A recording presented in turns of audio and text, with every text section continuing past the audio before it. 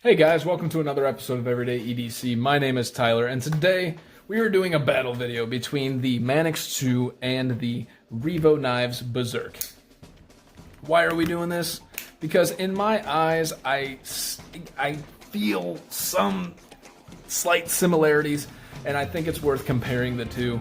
At the end of it, I will declare a winner. I don't know who's going to win. I mean, I take notes and everything, and I have a generic format, but I kind of free-form this type of thing. I want it to be as organic as possible. I don't know who's going to win. I will give a recommendation at the end, but these are both two, the Manix 2 is a heavy freaking hitter, and this Revo deserves a lot more love. So let's, give it some love. Cheers.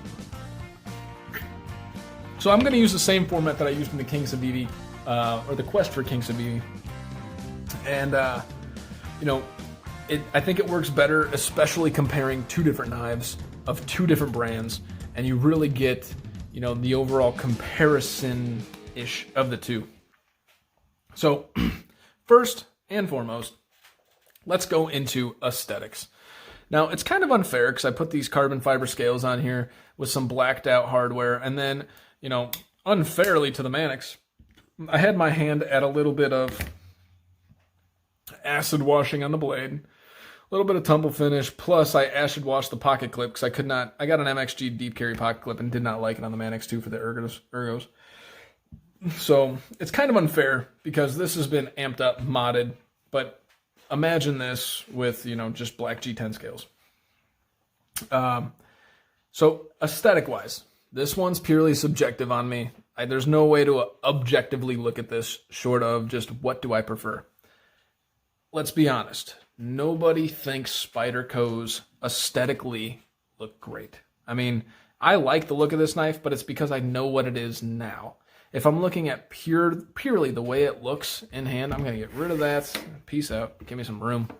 If I'm looking at the way it purely looks in hand, I mean, you guys can be the decider, in the comments or something, but for me, I'm going to go with the Revo. I think the Revo Beserk looks badass. It's got this compound grind that we got going on here, which is freaking sweet, and just unique looking. It just looks kind of badass, there's something about it. While this, if I saw this before I knew anything about knives, I would be like, this is the sad part. You go to like a little knife shop or something and you look at the M-Techs before you know what the fucking M-Tech is and, all this stupid shit that's out there.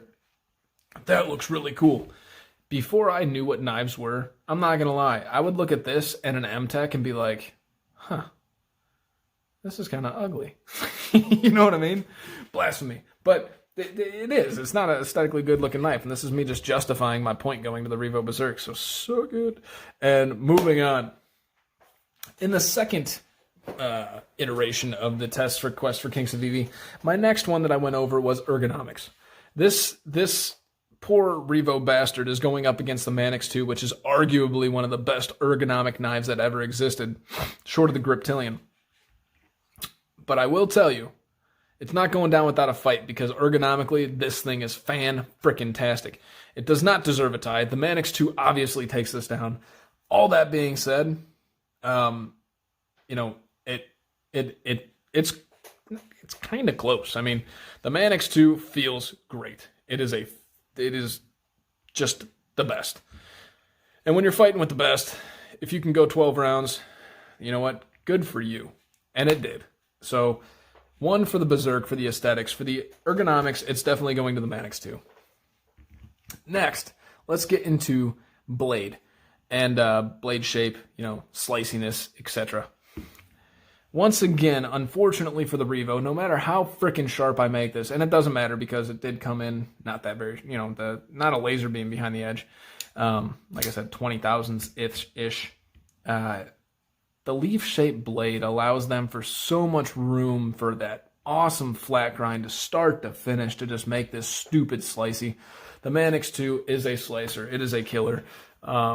Competing with some of the best, Obviously, like the PM2 comes in a little bit thinner and it does it a little bit better, but, the ergonomics went, just rambling. But the long story short is the blade for the S30V and versus the 9CR18, plus just the sliciness of the overall blade. It's got to go to the Manix 2 once again. So the Manix 2 is winning 2-1. The aesthetics only going to the Beserk. The sliciness and the ergonomics going to the Manix 2. Next on the list, let's go to Fidget Factor. Okay. Once again, poor Revo trying to bat above his pay grade. This is very fidgety. I mean, it can bite you when it fidgets, which I guess is a downside, but it's very fidgety knife. It's fun. Unfortunately, you're going up against the Manix 2, which isn't very fidgety because I don't know how to Spidey flick the Manix 2 after doing the Revo. There we go. What the fuck? All right. Not a good comparison. Maybe I need to clean that out. But I can tell you, you know, you can just do that alone, right? Let's just try to make myself not look stupid. So you can Spidey flick it. You can thumb roll it. Ooh, that would have been bad. You can thumb roll it out, slow roll. You can thumb flick it. You can use the axis lock or the ball bearing lock. It's not really an axis lock, so it doesn't have the, what do they fucking call the Omega springs? I mean, unfortunately for the Revo, once again, the Fidget Factor has got to go to the Manix 2. Let's see here. So the Manix 2 is winning. So we'll go into 3-1. $45. And I think I got this because I didn't want to get the lightweight with the FRN scales. I think this was like $140. So $100 more, literally. Probably 300, what is that, 350% plus or minus more than this. What are you getting? You still got G10, you still got stainless steel liners, you still got the Manix 2 isn't even actually milled out in the liners, which is interesting. You know, this has milling on the one side of the stainless steel frame. And, you know, so a lot went into that. You got an S30V versus a 9CR18, so it's not really a good comparison there. But value, you know, what is S30V worth? I mean, in my opinion, S30V plus the Spidey hole, which is, you know, the Spyderco name, and then you get the ball bearing, you know, lockup. Which one's worth more, right? You're not really comparing two of the same value, which is where it gets a little unfair, right?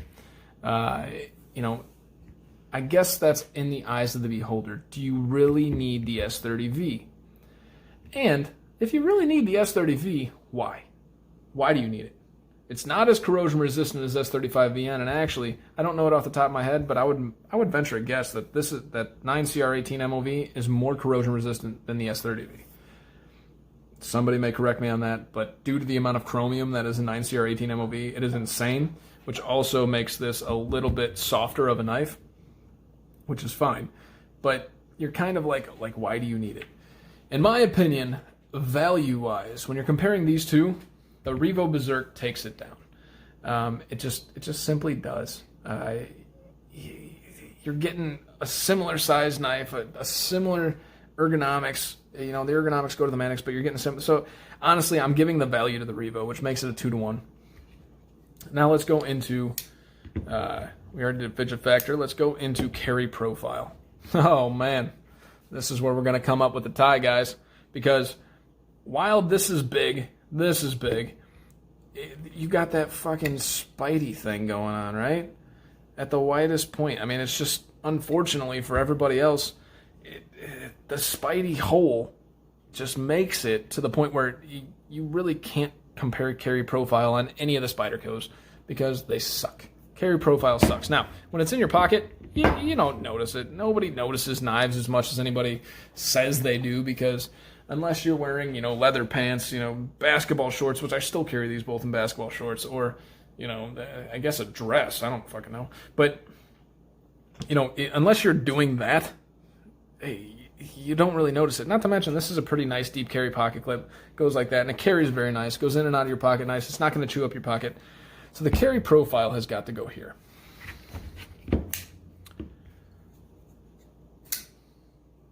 All right. So that leaves us with one category left when we're sitting on a tie. What is that category? I fucking forgot. I have notes and I forgot that damn category. Oh, I remember now. Boom, quality. Idiot. So the quality of these guys. Wow, I really butchered that. in my opinion, that's a tie. So, you know, the Manix 2 came perfectly centered, and I believe still is, right? After beating the shit out of it, acid washing it, blah, blah, blah. You know, this one, the Revo Beserk, no blade play whatsoever. The fit and finish is great because there's not much to fit and finish. You know, you slap two together and you, boom, you got a nice pocket clip here, stainless steel, everything. Quality-wise, we already went over value, so I'm not going to go over the materials itself. I want to talk about how the blade is put together. And to be perfectly honest, I mean, it's a tie. Because the Spyderco is great, quality is great, but this Revo Beserk just wowed me, and there is nothing about it that I was like, oh, shit. You know, I wish they would have done that. Or, oh, shit, I wish they... You know, there was none of that. So, quality, you know, is a tie. So where does that leave us? 3, 2, 3. But, as I told you guys, I'm not going to leave this as a tie. My tiebreaker is going to be the fact that I can cut my frickin' hand when I'm shutting this knife. That's my tiebreaker because it's already cut me. It's the first knife that's cut me in a little while. We all cut ourselves quite a bit. You know, that's not true. I cut myself like 3 weeks ago on a knife. But in normal operations, by doing this, I'm going to cut myself, and it's going to piss me off.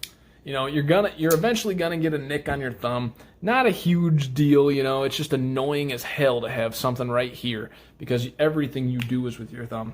So, unfortunately for the Revo Beserk, the Manix 2 is taking it down. As the overall, I am going to suggest the Manix 2. For those of you willing to spend $110 on the lightweight or $140 on the regular G10 with unmilled liners, the Manix 2 is the way to go. For those of you willing to spend $45 and not that, and you're looking for a larger size knife that's beefier and whatnot, I think the Revo Beserk is a fairly great option. But for this battle, the Manix 2 is the winner. Thank you guys so much for watching. My name is Tyler. This has been Everyday EDC. Stay sharp, stay safe, check out new beers. Let me know what you got. I am a wheat beer and Belgian beer type of guy, so let me know what you find. Stay sharp, stay safe, drink a beer, and just enjoy life. You guys have a freaking good one.